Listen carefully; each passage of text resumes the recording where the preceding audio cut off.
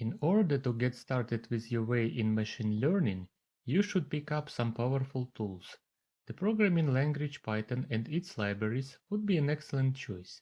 Installing both Python and data science libraries is not so complicated process. For main operating systems, it is quite similar.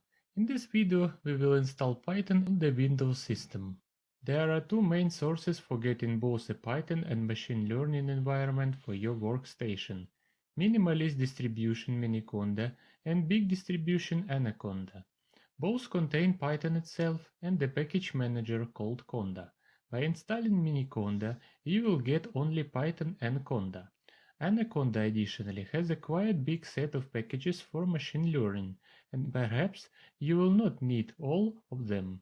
So, for saving storage, it might be even better to install just a Miniconda distribution and then using its package manager to get libraries you really need. This is why the video will be devoted to the process of installing Miniconda distribution. For Anaconda distribution, instructions are quite the same.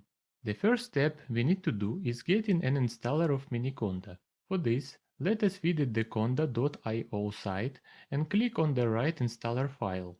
We will be using the Python 3.7 version installer, so we should click here. After a download is complete, we run our Miniconda installation file and follow the instructions. After clicking Next, we need to review and accept the license agreement.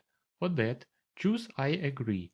Then we should choose the type of installation, for whom, and after that we select the destination folder for Miniconda files.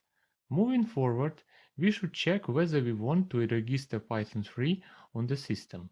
Finally, we click the installation button, and after the installation process is completed, click Next and then Finish. That is all.